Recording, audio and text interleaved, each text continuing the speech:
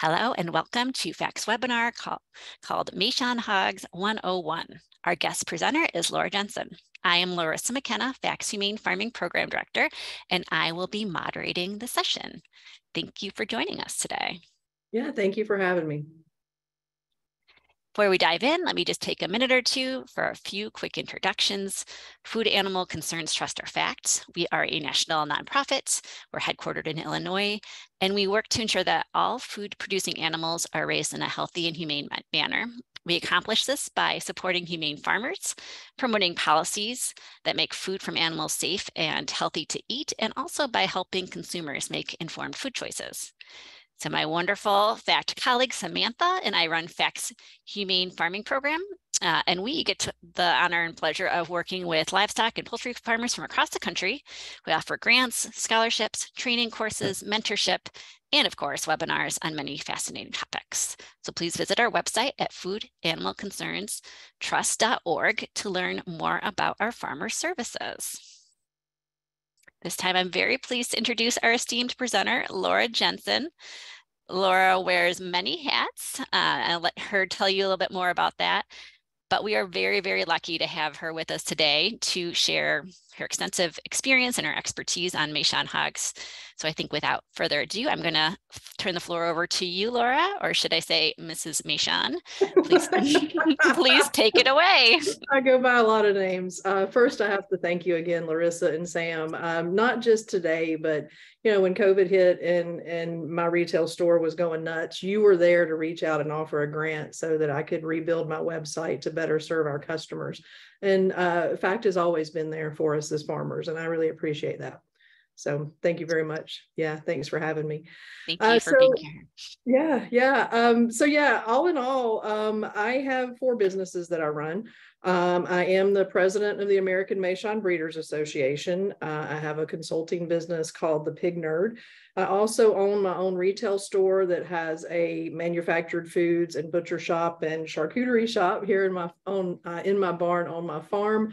And then, of course, I have the live pig operation, which is Meishan Preservation.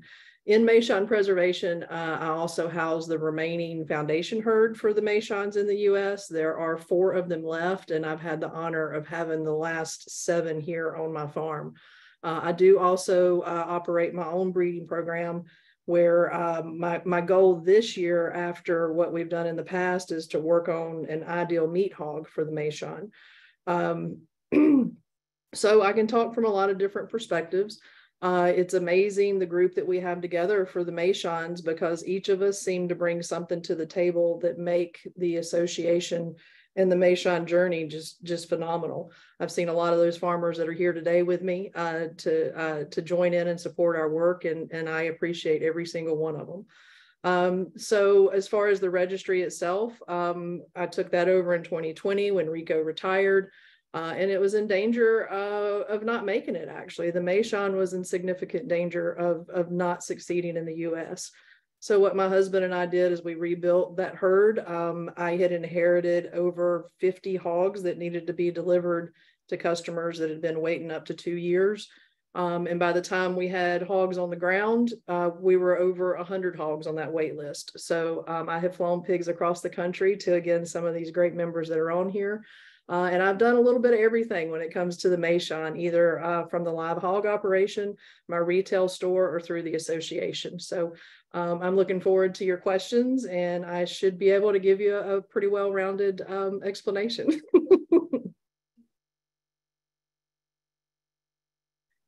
Thank you. I should have said next slide. I'll get it together. So let's start with the history of the Meishan. A lot of you may have known this, but I'm just going to jump in with it. We know that they're over 5,000 years old, which makes them possibly the oldest breed of hog in the world.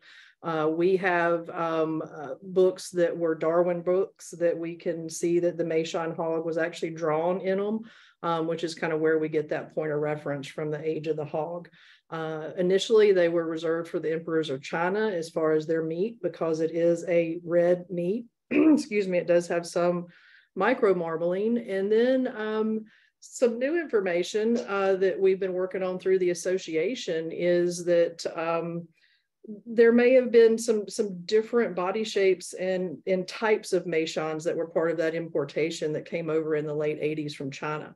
So definitely follow us on the American Meishan Breeders Association for that, as we're able to release that information. But back to the basic importation, when the pigs came over from China, the stock was split into 3 research herds.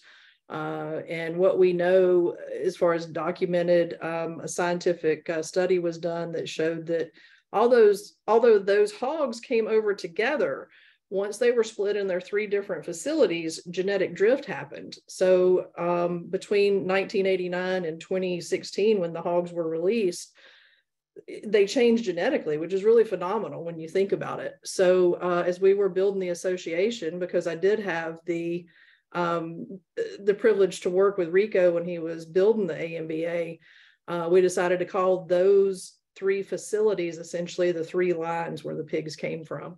So those 3 facilities are the University of Illinois, which we call U of I or Illinois in the herd book, the USDA Meat Research Center, which we refer to as USDA, and then Iowa State, which is IS in the herd book. As far as the classification of the Meishan, they are considered a medium-sized lard hog, which means that you're not going to end up with a 1,200-pound hog on your farm. I personally love that because it doesn't mean that I don't have to have fences for 1,200-pound hogs. So that's a huge benefit to me. And like I'd mentioned before, they are prized in China for the succulent meat, and being a lard hog, they've got an amazing lard and good fat. I actually sell leaf lard through my store quite well. I see in the chat that we have a few things there. Still learning this program. I use a little bit different one. Is there anybody that has any questions so far? Oh, hey, Astrid. Okay, all right, then let's go to the next slide. If there's no questions, I can always stop or we can answer them in the end. So more about the hogs themselves, the breed characteristics. Like I said, they are a lard hog, which means they have no problem making fat. Medium-sized hog. The adult weights is something that we're actually working on through the association. The first information that we had said that they were going to be, you know, a 350-ish pound hog.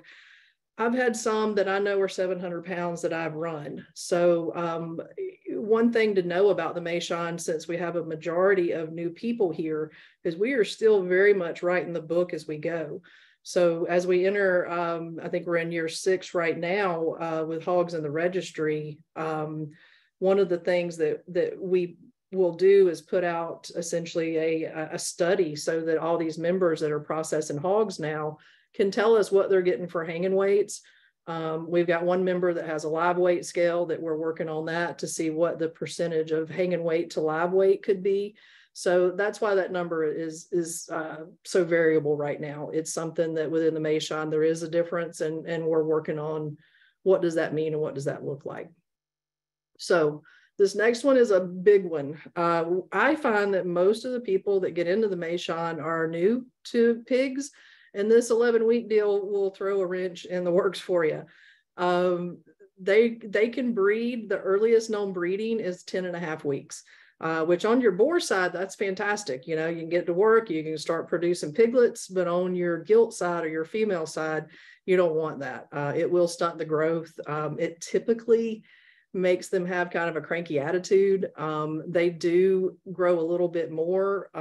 It doesn't totally ruin them, but it is something to consider. So, you know, one of the plans that I borrowed from, Wendy Palmer, Imperial Meishans is, you know, we recommend a lot of times you get your female first and let her grow up and go through those heat cycles and then come back and add your boar later.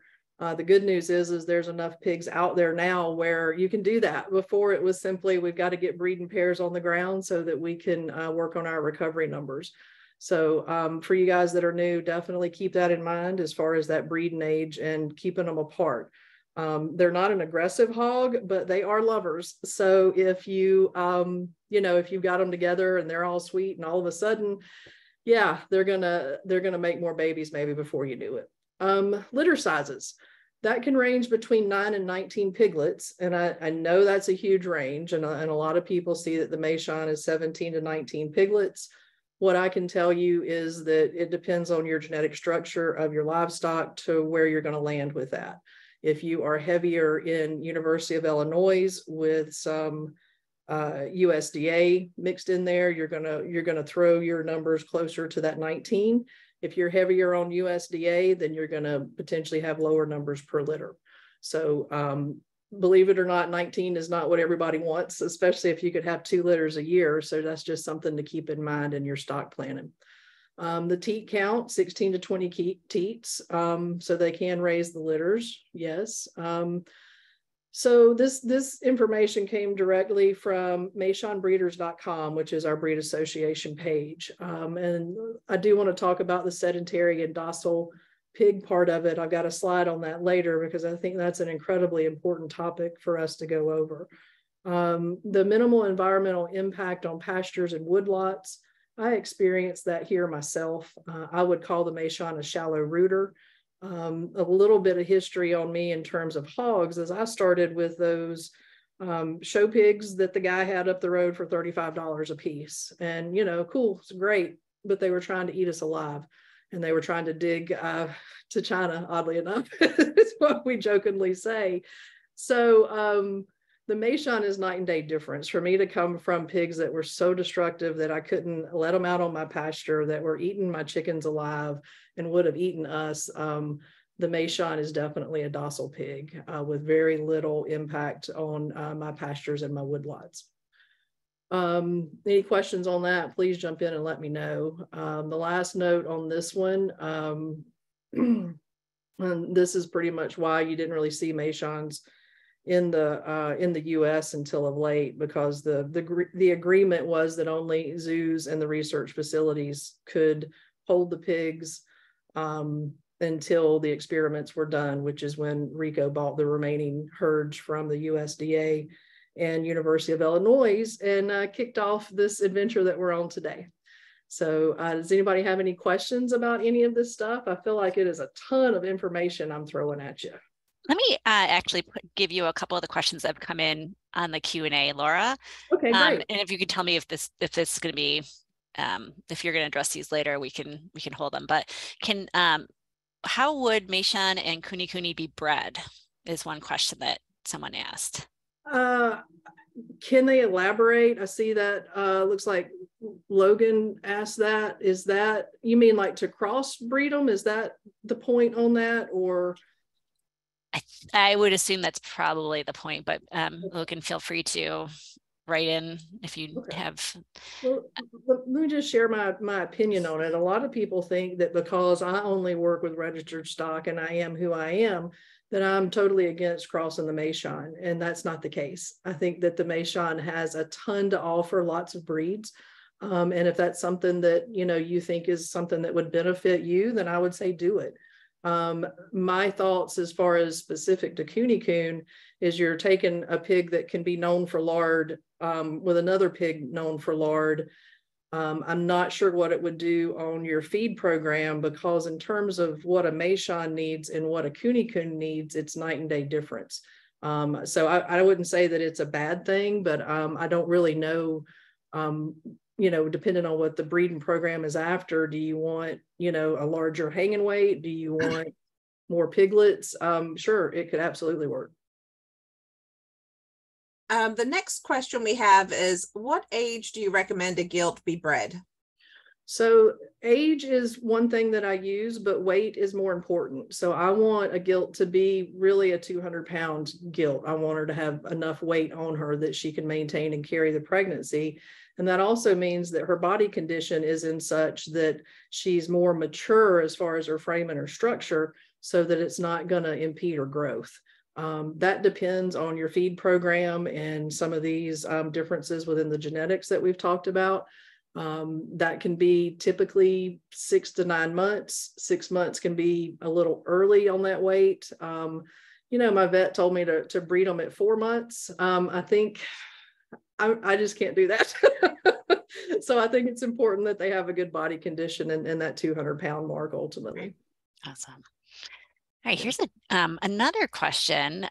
With their limited environmental impact on pastures and woodlands, they seem to be well suited for regenerating soils. do they root around at all? I know some folks who use hogs as an alternative to tilling the soil and for controlling brush. Do you have any experience using Meishans in this way? Excuse me.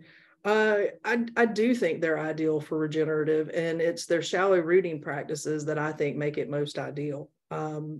You will find that your feed program can dictate how much they root. I've worked with a breeder, Katie Kelly, who's on here too, out of Illinois, Terra Vitae Farm. And there is a correlation to essentially what carbs you're feeding or not feeding your hogs and how much they root.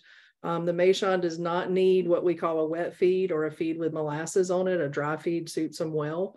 Yeah, I do think based on what I know about the regenerative aspect, which is something I'm slowly moving to myself, I think the Meishan is really ideal. So a follow-up on that when they're ready to be bred question is what's their slaughter time frame? What age do they get to slaughter weight? I think that depends on what you want to do with the Meishan. And I think that's one of the beautiful things about the breed. My focus was initially and still is, how do I make my business viable with the Meishan? So what I had to prove is that I could achieve a hanging weight in a time frame with a retail value that was profitable. So for me, my sweet spot is 13 to 15 months. My hanging weights are 300 to 330 pounds. That makes what I do incredibly competitive. In fact, my charcuterie or cured carcass value, which we'll talk about later, is over $6,000 when I do that. So that's what works for me. But one of the other great things about the Meishan and what I see some other folks doing with it is two things. One, we've got a breeder that is in Oregon, Elemental Acres, and her processor has a max weight limit. And I want to say it's like 250-ish pounds. But the Meishan, she's still able to run them at about a year and achieve her goals with her food truck in that model. The third thing that I would suggest is that if you want to do this at home and you want something for the kitchen table that you can work up a whole hog easily or roast hogs, the Meishan can do that for you too. So I think it just depends on what your needs are for your model as to where you would want to run your Meishans. That 250 pounds, was that hanging weight or live weight? I'm pretty sure that's a live weight. So that's kind of tough. Okay. Yeah, we can get more information from Rebecca. I think she wasn't able to attend today, but I'm starting to hear more and more processors are starting to have a live weight limit like that. Awesome. Just being conscious of time, I think maybe we'll hang on to the end of these other questions and we'll continue with the presentation. Does that sound good, Laura? Sure. All right, let me see if I'm hitting the right button here. Okay, so next slide. All right, let's talk about the Breed Association. So that was formed in 2016. The first hogs were registered in 2017. I think that Rico had a much more significant challenge in launching the Breed Association than I did, because nobody had heard of these hogs. It was quite the joke to my store when somebody would walk in and say, "What are these pigs?" And they'd say, "Laura, somebody wants to talk pigs." And I would get so excited. And the joke was they were going to get me a button that said, "Ask me about my pigs." And now people find me. Now people come in and they ask about the Meishan because they read about it or heard about it elsewhere. So that's a big change that we've seen within the association. In the middle of COVID, Rico, the founder, Rico Silvera, decided that he was ready to retire from pigs and wanted me to take over his work.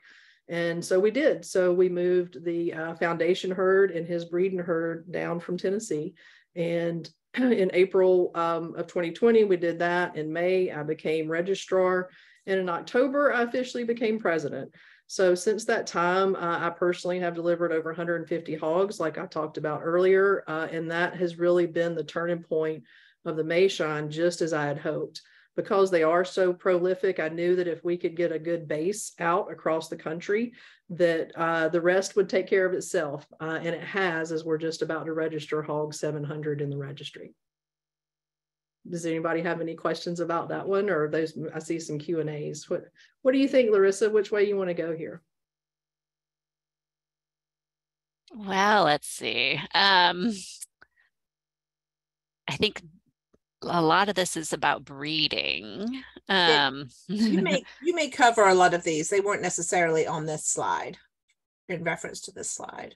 Okay, yeah, I will cover some of these, I'm sure. AI is something I want to talk about in the breeding slide. That's a great question. So, okay, next slide.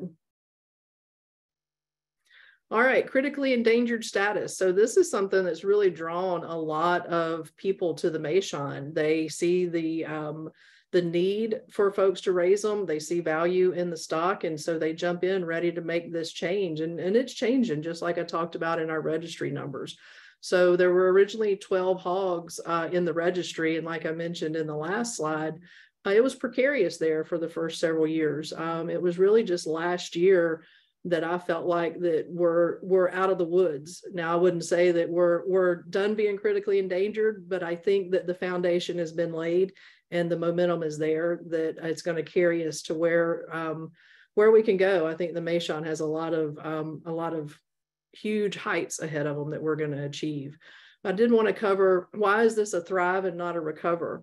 A lot of things are all about recovering genetics and things like that, but we have to remember that the Meishan was really never here before. This isn't like, some of the other breeds that have a history in the US. Its history lies in China. And until those other two research facilities released their genetics in 2016, there really was not enough genetics on the ground to make a go of the Meishan. In fact, several people had gotten out of it at that point because they felt like there was no genetic future for it. So we're actually identifying the pathway, figuring out where they fit in the US, and making sure that they have a stable future. It's as if we're coming in and throwing an elbow and saying, hey, here's this pig, and it's got all these things to offer, and let's go. And I absolutely love that. So it's just really amazing to be a part of this with so many things to learn and things in front of us.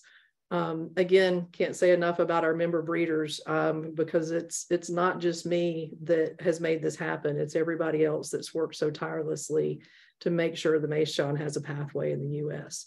The Livestock Conservancy did recognize the danger of failure early on. I remember that call when Rico said, we're there. They said it was a 2-year journey. They fast-tracked us. The Livestock Conservancy is going to list us as critically endangered, and this is a turning point. This certainly invigorates the cause, and I think that that's very much the case. And the Livestock Conservancy has also done a lot to support the Meishan in their work as well.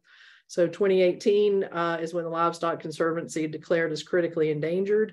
In one of my newsletters, in fact, my end of the year from the President's Desk newsletter from the AMBA, I had mentioned that we were registering a lot of hogs, and I actually received a fair amount of emails from our members saying, oh no, we can't drop that. So I do want to point out that the Livestock Conservancy, in their wisdom, does feel like that we need to achieve a certain amount of hogs every year for a consistent amount of time to make sure that we truly have kind of plateaued in the critically endangered group so that we don't go back to it.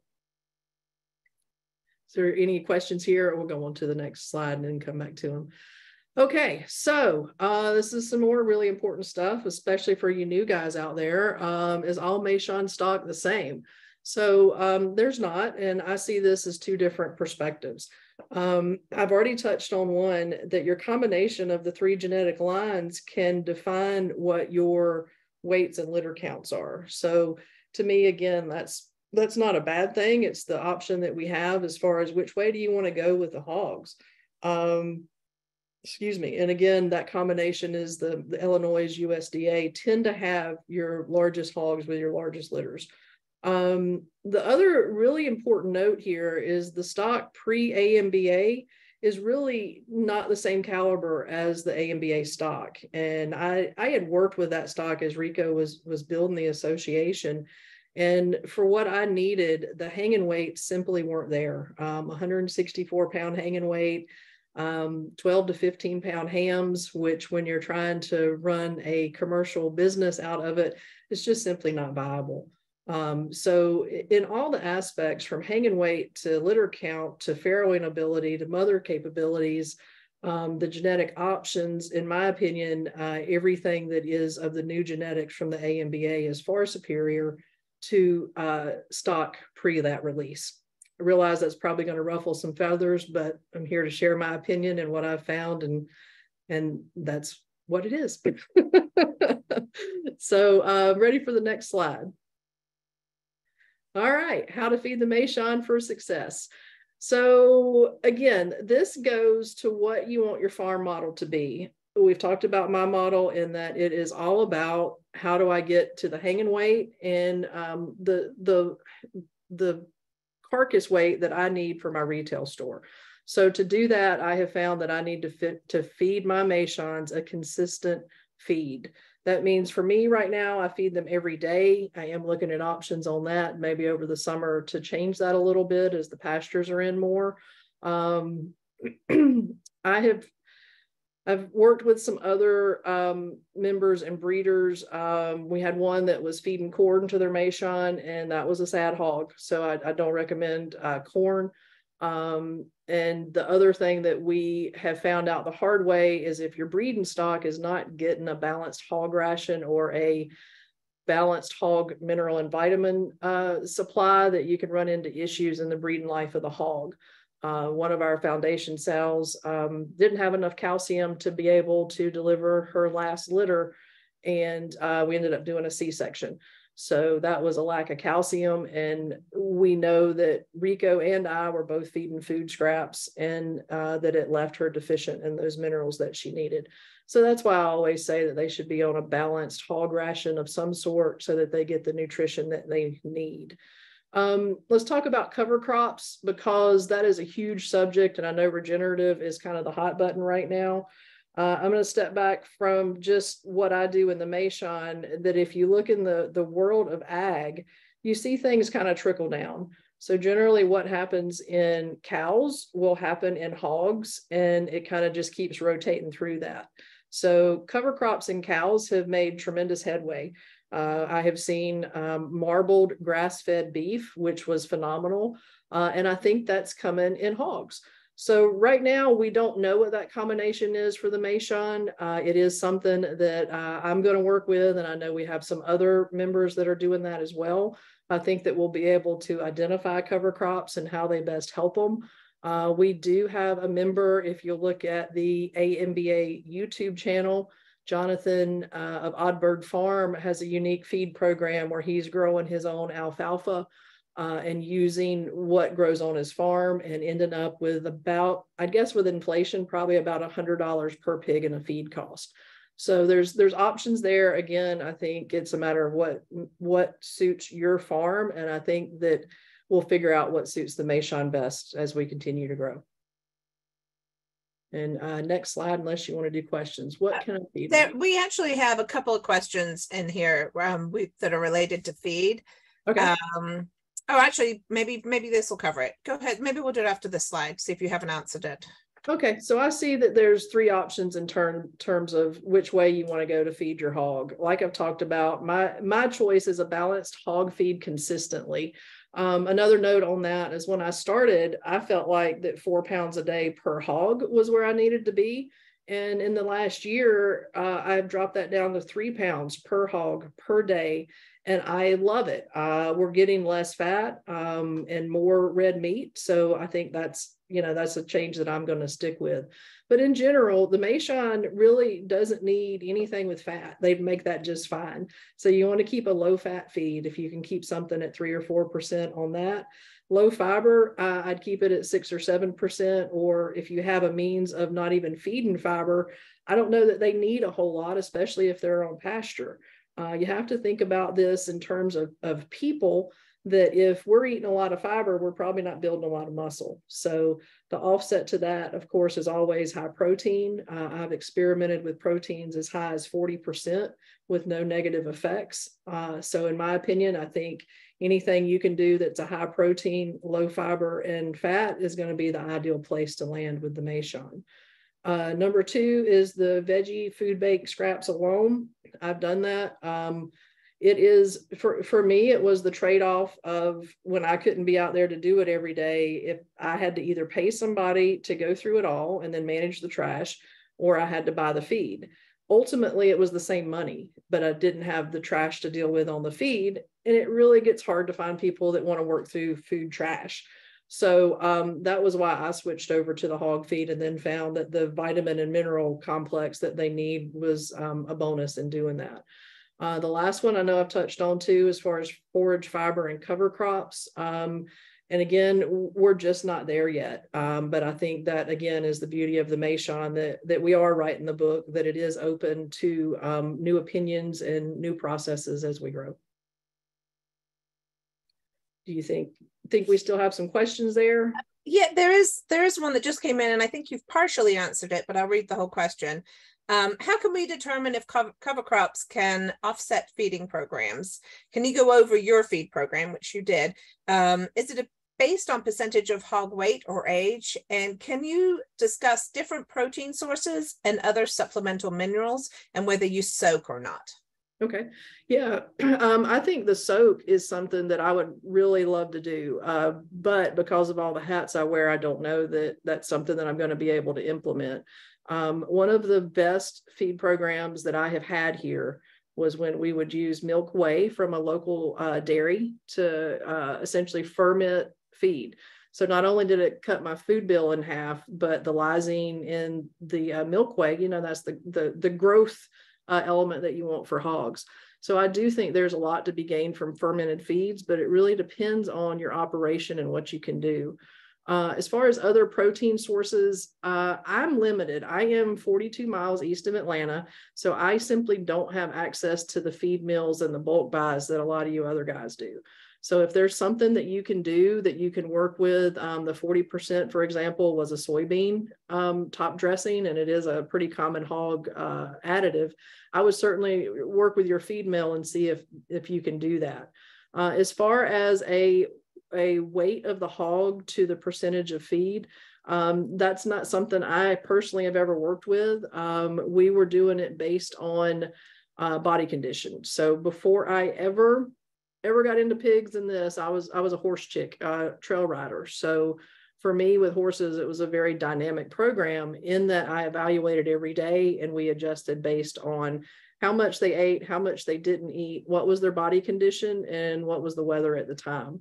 And I still take that approach very much so with my pigs.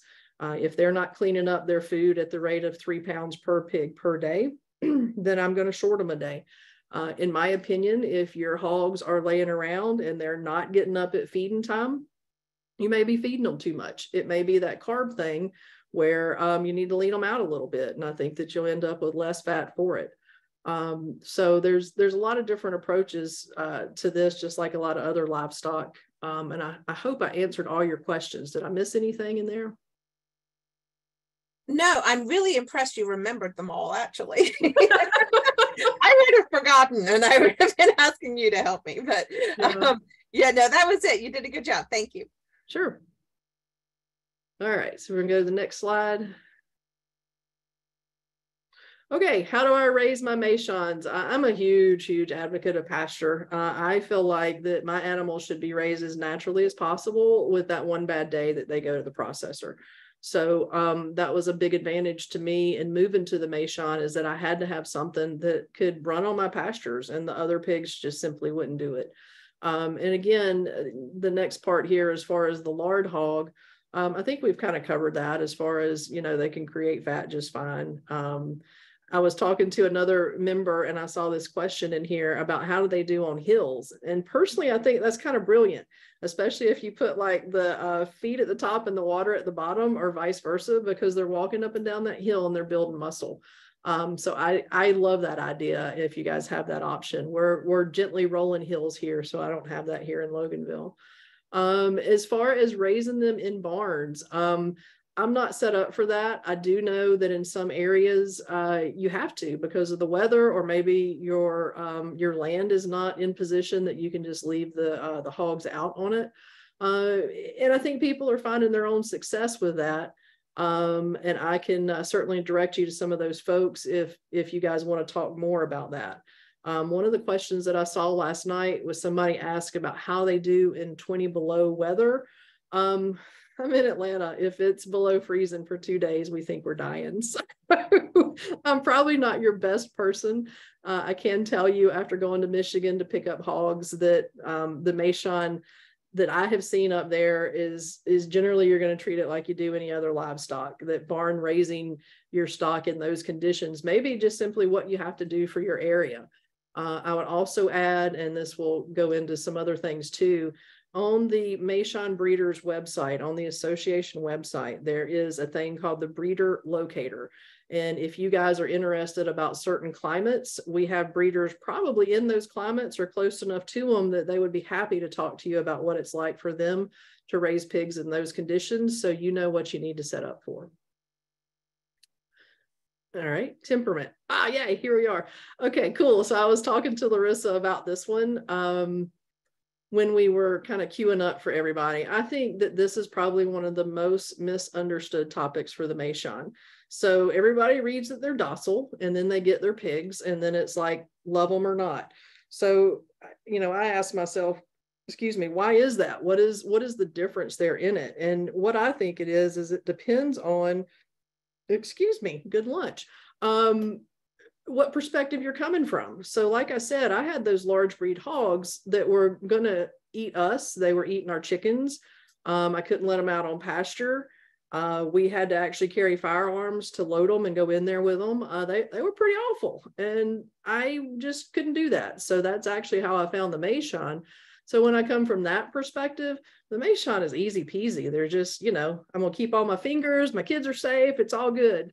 But people that are new to pigs and livestock, and even breeding programs, which can be tough to jump into with any animal, when the pigs get grumpy or grumbling or they posture, it kind of scares them. And I get it, because it can be, their goal is to be intimidating.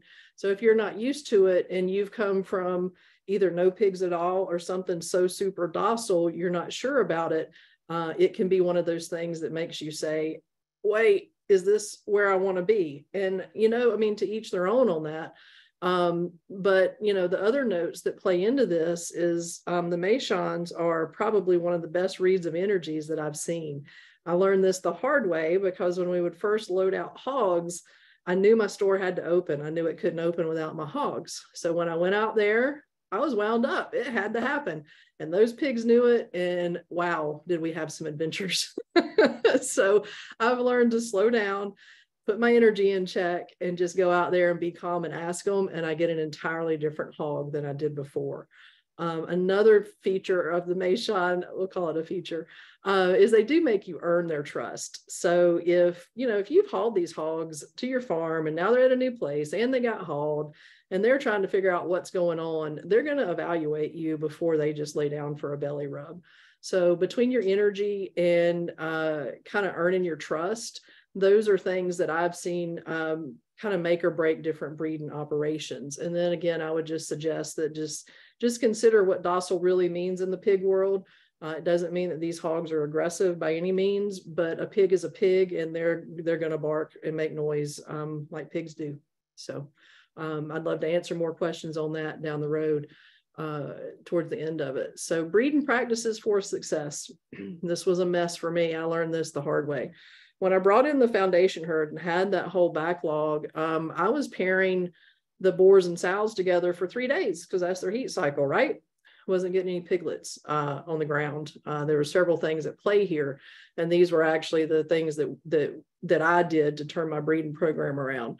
So I always recommend that you pair your boar and your sow together for 2 heat cycles, which is generally 45 days, to make sure that your sow or gilt is covered. The heat cycle is a little deceiving with hogs, in that when you see signs of heat, the egg could have already dropped and you may have missed that cycle and you don't know that. So that's why it's important that you get full coverage on the heat cycles to make sure you have the best chances of your sow or gilt being bred. Vaccinate. I am pro vaccinating my breeding stock. I do not vaccinate anything for meat, and I don't vaccinate piglets that I sell to others unless requested. I had problems with varying litter size, stillborns, E. coli issues, And then we vaccinate for pneumonia as well, because those were all things that I either had heard could be an issue, like pneumonia, as far as that's what Rico had shared, or the other issues that I was seeing within my herd. So again, not everybody does that or needs to do it, but it's something that I have found has made a tremendous difference in my breeding operation. We also had to make sure that we had the right place for them to farrow. I am anti-cages as far as farrowing cages. I believe in stalls with the rails, so that when the sows lay up against that side of the shed that they're in, the piglets have somewhere to go. There's a ton of ways to do that. We actually use T-post and muffler clamps because we are mechanics, not carpenters, and it works very well for us. I do believe in dipping the umbilical cords in a betadine solution in the first 48 hours. I did lose a piglet to an infection through that early on. So that's one of those super cheap insurance policies that I use on my farm. Medical kit, there's a lot of things that you could have, you know, in general, you know, something for wounds. If you think you may have piglets that you'll end up raising, there's some things you need for that. If anybody has any questions on that stuff, it may be better if you just reach out and ask me specifically what you would, you know, what are you preparing for? And I'm happy to share with you what we do. And the last one is the one that I have cried with many of you about, because breeding is never a guarantee. By and large, the Meishans do phenomenal in breeding. Sometimes things happen though. So the first thing you've got to know is you do the best you can and give yourself grace and keep moving, you know, for the next time. So any other thoughts or points on that one before we move on? I actually have a question. Okay. So how do you find, because we raise Mangalitsa's, and I'm going to be polite and say that they're, anyway, I'm not going to be rude about Mangalitsa's, but we are getting rid of them all and hopefully getting some Meishans this year we're doing it. So you say you dip the umbilical cords when they're first born. How do the mothers react to you touching their babies? Mangalitsa's don't like it. Very super aggressive. We have some that don't care. We have some that do care. But what we try to do is two things. So one, if you've ever seen a pig farrow, it's or give birth, it's as if they're in a trance. So if you can catch them kind of in that moment as they're delivering babies and they're doing their thing, I've gotten really fast at it. So I take my little Ziploc out there with my betadine solution and my washcloth, and I can pick up a piglet, dob it, and work my way through, and I can be out of there in like 5 minutes. Now, if she's still farrowing and she's gruffing like she's going to get up, I get out of there, because that can be the kiss of death to piglets. So we'll give her time and we'll let her settle.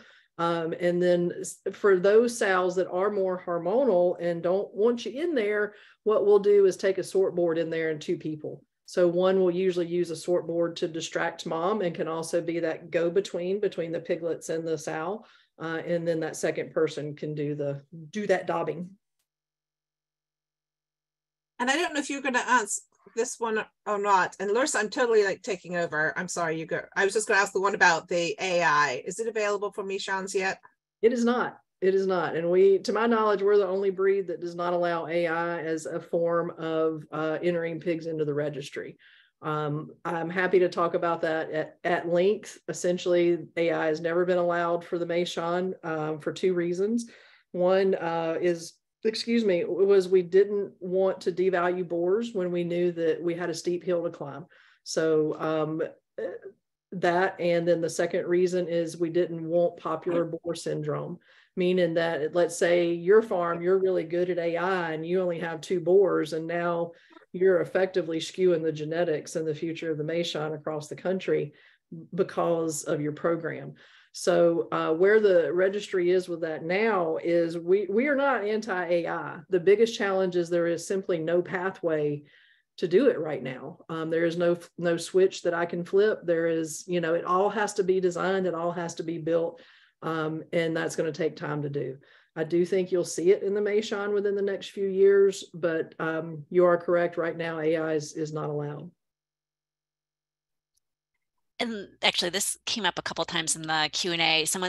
Folks are wondering how many years can you continue breeding a sow? Okay, so the general rule of thumb in hogs in general, if you're running a really tight breeding operation, you really want to have a replacement after 3 years. Is that when Meishan stopped breeding? No. We've had some go into 4 years. We're actually watching the oldest breeding boar still actively producing babies is actually at Imperial Meishans with Wendy.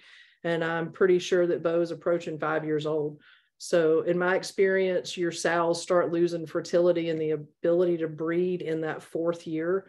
And I've had boars do the same thing.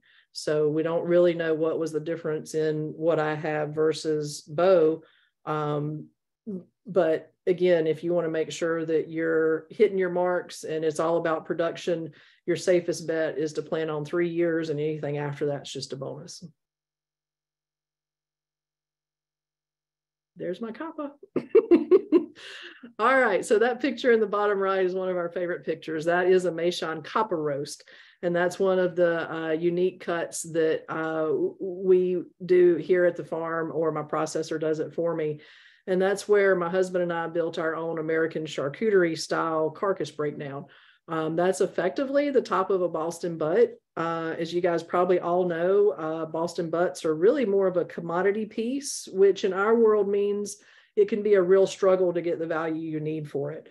So instead of cutting Boston butts, we cut a copper roast, and then I sell that. You'll see in another slide, we sell those for roughly $25 a pound, or I cure them into capicola. That's also what some of our customers have used as a roast, and they have replaced prime rib with it. It is phenomenal. And we've even had customers come in and tell me that they ended up in a fight over it because the wife had bought it, took it home. They had it for their special event. And the husband said, "Where'd you get this beef?" She said, "It's not beef." He said, "Yeah, that's beef." And no, it was not. It was Meishan. So it's a really unique piece. Great for the hog. You see the red coloring and the micro marbling in that piece as well. Low and slow is really where you want to be with Meishan meat. And it's because of the lard hog side of them and the tenderness of the fat. So you don't want to cook them like the white meat pork from the store, or you won't be that happy with it. And then that picture of the copper roast that we're looking at, that's from James Patton, who is coming online in Tennessee with Meishans at my masterclass, my Meishan masterclass that I teach twice a year.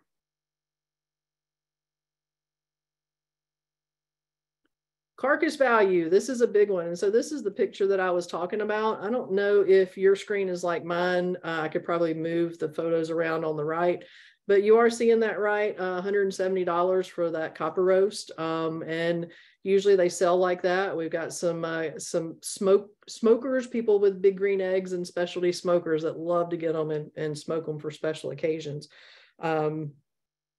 Mariel has a question. We'll come back to that one in just a second. So I look at a carcass in 2 ways. The raw cuts is over 2,500, and that's like taking the ham and turning it into grinds and things like that. But if I cure it, the carcass is over $6,000. My hams alone will run between $750 and $2,500, depending on the weight of the hog. Just a little side note here. I just ran some hogs last week. That's what these kappas came from. Was able to achieve my hanging weights and 30-pound hams, which is huge. So we've pretty much doubled where we started from. And again, that just makes it more viable on the retail side. Did Mariel have a question about chops, I think? Yes, the question is, when talking about pork chops, how much lard do you cut off the ends? So my customer prefers about a 1/2 inch on the lard. We have some that they like for us to leave a larger fat cap, like up to 1 inch on it, so that they, it's like they take the chop and they put it on end, and that way it like fries the outer edge into a really, really delicious dish. But largely we stick at about a 1/2 inch on the cap.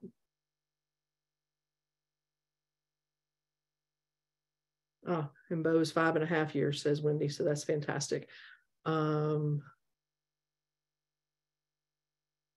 Yes, and we can talk about the prices like Rhonda had mentioned.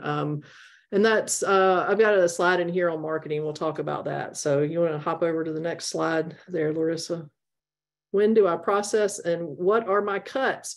We touched on that earlier. The 13 to 15 months gives me the results that I need, the hanging weights that I like, and the retail value that I need. The American charcuterie style carcass breakdown that I teach in my shop, essentially that means if you start from the back of the hog, where the belly meets the ham, we're just cutting straight up. So I'm getting that in a primal so that I can take that ham and trim it for our prosciutto. The chops go into the chops go into pork chops. The belly goes into bacon. We've got spare ribs that we sell as well. And then when we move to the shoulder, I've got that copper roast, and then that lower shoulder always goes into grinds as far as sausages and ground pork. From the head, I do get the jowl, the snout, the ears, and the cheek meat. Cheek meat's phenomenal if you've never had that. So those are the cuts that we pull from the Meishan. I'm actually going to start a pancetta license so that we can also cure the belly into that as well. And that'll mean effectively everything but the ribs and the carcass can go into a cure or a prosciutto that I can sell as a cured cut. So your cheeks, do you sell your cheeks? Do you smoke them like you would with bacon, or do you do more of like sell them just the whole cheek? We sell them as the whole cheek, like you would you'd braise them kind of thing if you know, that's what you wanted to do. Yeah, the only thing we sell smoked is bacon. I don't have an operational smoker here right now. It's something that we may add in the future. All right, how to market the Meishan. This is huge. So I have seen that a marketing program can truly be one of your biggest pathways to success. If you are looking at the Meishan for your personal use, this may not apply to you. Most people see what the carcass values are on the Meishan and they see the value to them, so they want to sell it. So these are the steps that I use as far as to develop where I'm going to market and what I tell other people to do as well. So the first thing I did when Rico told me about these weird looking pigs was look at my market. One of the issues that I had was in, that was what, 2016, and it was a $4 a pound pork market around here, and everybody had the same pigs or it didn't matter. Well, quick math will tell you that it's really hard to run a store on $4 a pound retail value on pork. So I immediately saw a value in the Meishan for that. We're also, like I said, we're really close to Atlanta. Most of my customers are suburban folks that want great quality products and they want it by the cut. So the Meishan serves that well. Marketing is one of the things that people compliment us on the most with our social media, especially on Jensen Reserve and how we're able to market things there. And that's taken a lot of time to develop our strategy and when to post and how to post. Social media is not, shouldn't be your only basket. In fact, it's a very dangerous game to have that as your only basket, because roughly 10% or less of the people that like your page are going to see your post. So you've missed out on a lot of opportunity there. So I believe and have had great success with an email list because that's not as limited as whatever algorithm is going on at the time. So that's all part of developing a strategy. A lot of folks think that if they do it and grow it and offer it, that sales will just come to them. And the reality is you really need to have an idea of what your market is and a strategy on how to build your business, how to capture customers. And then you need to think about if you bought a breeding pair and now you want to make breeding pairs, you're going to have four hogs, 2 boars, 2 sows. They're going to have at least 1 litter a year. You could be, all of a sudden, you could have 30 more pigs there. So what is your plan? Are you going to eat that many? Do you know neighbors that want to? Or are you going retail? Are you going restaurants? These are all things that I really think that everyone should think through before they commit to the Meishan. And then finally, all that stuff is great, but then you've got to figure out, what does it look like to make it happen? How do you go get these customers? And then how do you time it with your pork availability? So these are things that I'm happy to talk to you guys about. It's all part of the Pig Nerd as far as the consulting program that I can help you specific to your farm. You can also email me with questions too, some simple ones, and I'm happy to jump in there, because this is a very long-legged spider that is probably equally important as how you care for your stock. What is the future of the Meishan? Oh, very bright, very, very bright. The association is growing by leaps and bounds. We are probably signing up 2 to 5 new members a week, which is huge. When I started this, I would go 3 weeks and wouldn't need to really do a whole lot with it. And now I'm spending a couple of days a week hard on the association and the registry. So that just shows you about the volume that we're doing. Again, more and more people know about the Meishan, and I'm seeing other member breeders that are finding their pathway. There's another breeder in Oregon, Northwest Farm, that has done well with suckling pigs, which is something I hadn't considered.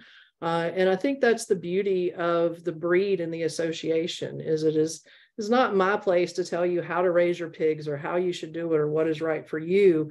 But the Meishan brings so much to the table that there is a ton of opportunities to make the Meishan fit what you need at your farm. And then as far as who else is out there, we have an amazing group of members. Everybody is so determined to make this work, and they're so happy to talk about it from their perspective and what they do, that, reach out to them. I'm not the only one. I'm happy to help, but we've got other members that I think would serve you well too, as far as how their operation runs and what you would like. And again, retail sales and charcuterie is growing like crazy. I'm actually working on a charcuterie class by popular demand that will be out hopefully next week, as soon as I can confirm processing dates. And I just think it's really important to share that we are making a difference. We're saving this pig with what we do. So that's really exciting to me. All right, so here's how you can find us on the whole, as far as on the Meishan side of things, on the pig itself. These are our 3 Facebook pages. The Breed Association has a page, and that's where I post things specific to the association that you can comment on. The forum is for members or people that want to talk about registered stock, and anybody can post there and talk about it. Make Mine Meishan Pigs is a group ran by all those amazing members out there as far as moderators. And that's for anything Meishan. Maybe it's your crosses. Maybe it's, is this hog Meishan influenced? Anything like that. They're happy to help. We also have Instagram on the American Meishan Breeders Association. YouTube channel on American Meishan Breeders Association too. We've got some exciting things coming up there with some of the things I mentioned at the beginning of our talk today. So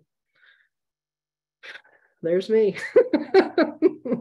So these are my 4 businesses. And I got to say thank you again to FACT and you ladies, because this is the first time I've actually had all 4 of them together like this.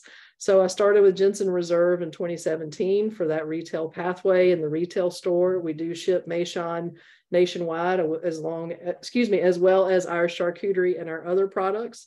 Meishan Preservation is my live pig operation. I've got a lot of blogs there about my experiences with the Meishan. And I know one of the questions that came in last night was, what are the weights per cut and what is the carcass value? There is a blog on Meishan Preservation that outlines that for you. And those are actually pigs that I did not grow. I partnered with Wendy Palmer at Imperial so that we had some separation there. It wasn't just everything I'm seeing. The American Meishan Breeders Association, I think we talked about that pretty well today. It's an honor to be president of that and work with all these amazing folks. And then the pig nerd. So that's what they call me too, the pig nerd. That's a joke that Rico and I came up with when we would just talk about Meishans all the time. So a joke turned business, but I'm happy to help you define your pathway in the food business, especially with the Meishan and meats. I've helped several other people identify what works best for them and save them a lot of time and money in doing that. So that's where you find me. There's my 4 businesses. All right. And I think this is one of our last slides, if not the last one. And I just want to say thank you again to FACT and Larissa and Sam. You've been there and supported us as farmers. I was talking to another member earlier that you guys are fantastic, and we really can't thank you enough. What we do seems daunting on a good day, and I just appreciate you allowing us this opportunity to share our pigs with you. Oh, thank you, Laura. Well, we're just delighted that you are able to join us today. We do have maybe 5 minutes or so to take some of the questions that I know we have some that are in the Q&A. Before we do that, I'm going to just pop up on your screen another poll for folks. If you could take it will probably take you 15 seconds to fill it out. We'd appreciate it. Just give us some feedback on your experience today. Sam, if you want to take a question or two while I do that, that'd be awesome. So Jacqueline asks, do you run Meishans with other livestock like chickens, goats, sheep, or dwarf-sized cattle, etc.? If yes, is there a time when you would separate them? Looking for a good option for a small homestead. I run them with my chickens, and I did have goats with them, but then my vet informed me that goats should not eat grain or feed, so that didn't really work out for me. We do have a member that I was talking to in the last 2 weeks that's raising them with his cattle, and he's having no issues, so I thought that was fantastic. I think the two things that I would be wary of or would define my answer is what is the feed profile for the other animals, and does it fit with the Meishan? And then 2, is there a safety issue either way? With breeding stock, for example, with horses, I don't know, hormones and things get going. I don't know that I would breed or farrow in with other livestock. All right, thank you for that. Laura, another question. How do the Meishans do on poor or unimproved pasture? Well, I think that they will help clean it up just like other breeds. I had an island in my pasture that had all kinds of scrub and stuff under some other trees, and they certainly cleaned that out to everything they could reach.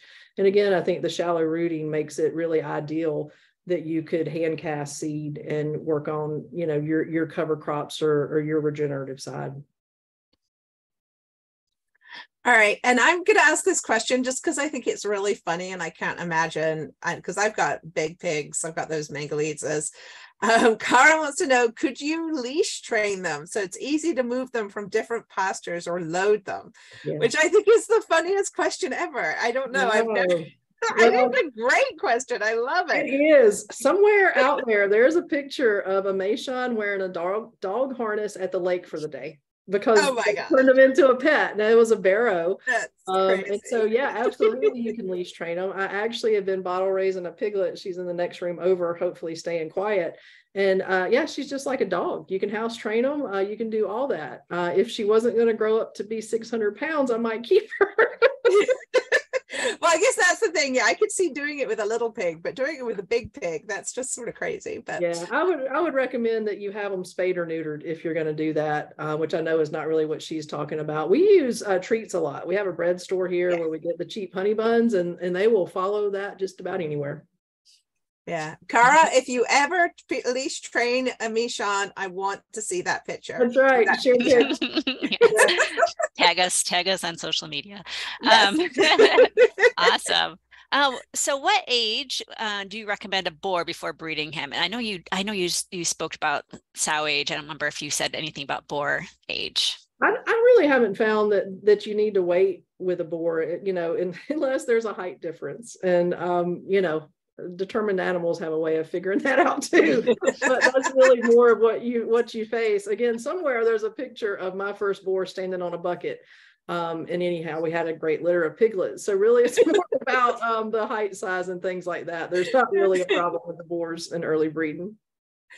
I'm gonna ask, I think this is a good question too, natural deworming practices. So again, that varies by farm. Personally, I'm an ivermectin person. I like to deworm my herd twice a year. I use a combination of injectable or the horse paste that I go back to those little Debbies to feed them.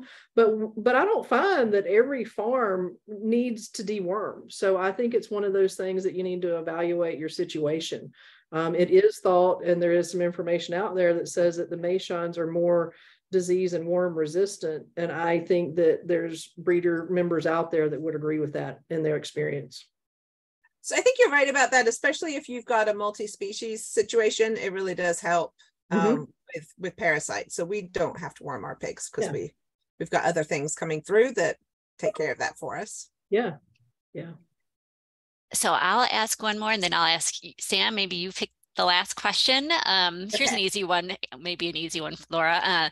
Someone asked, will you be offering a webinar on your charcuterie cuts class? Is that something you consider doing? It is. I was actually talking about that last night. So we're actually going to launch the charcuterie school in 3 different ways.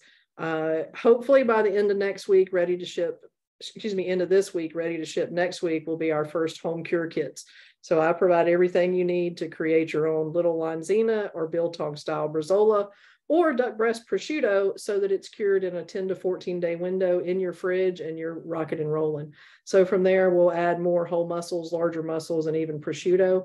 The first class, I think, will be in April that we'll offer. That will come out as soon as we get those processing dates. So that could be anywhere from 2 to 10 days. It's just, they're busy people. Sometimes it takes us a minute to connect. And what that'll be is I will teach you everything I know about charcuterie, and you will take it home with you, when the only exceptions being I won't share my license information or my specific spice recipes, but I'll teach you how to do what I do in a 2-day class. And we'll even have a charcuterie board class, meaning that Denise, our social media manager and store manager, and I will each show you 2 different ways to create your own charcuterie boards that we'll get to enjoy as well. And there are a lot of good questions still, but I think this one is a very practical question. Can a single pair be kept together throughout breeding, gestation, birth, and piglet raising? If not, is it okay for a single pair to be kept separate without any other pigs on the farm? Yes and yes. And I'm going to put an asterisk on the first one, and I would evaluate your stock. If your boar is one that's a little pushy and doesn't respect your sow when she says get back as she's getting closer to farrowing, I would separate them. Again, we have members that have breeding pairs together through farrowing. They rebreed. The dad's part of the deal in raising the piglets, and it works out fine. But yes, you can separate them out if you need to as well. Thank you. Awesome. Laura, maybe we can talk about a Meishan 201 class. There's a lot of interest. I love that. Taking the next step, digging a little deeper in some of these areas. I know we just can't get to everything in an hour, but let me just, before we sign off, let me just share a couple things.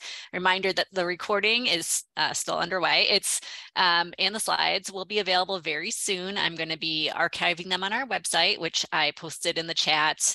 And also send out an email to everyone that registered. So everyone that's on this email or on with us today, and anyone that couldn't make it. So you can refer to those in the future. We do have many more webinars coming up next month and into March. So please take a look through those, and I'll be sending out the registration links as well in my follow-up email. But really, I just want to thank you, Laura. It's really been an honor and a pleasure to connect with you. And thank you. And everybody that's here, I'm seeing the thank yous and all that. I'm grateful. Thank you. And just reach out. Let's grow this thing. Yep, exactly. We're a community here, and very friendly folks. And I really appreciate our audience members, all the interest that you show, and everything that everyone's doing for their animals and for their communities. It's really wonderful. Also, thank you to you, Sam. Always fun to have you with me behind the scenes. We put on a good show, I think. But yeah, we appreciate everyone here, and thank you for sticking around and for answering all our questions. Many of the questions that we had, Laura. Hopefully we can do more of this in the future. So thanks, everyone. Have a great rest of your Tuesday. Yes, it's Tuesday, and the rest of your week. And look for an email from me later today. Okay. All right. Bye. Thank you. Bye, guys. Bye.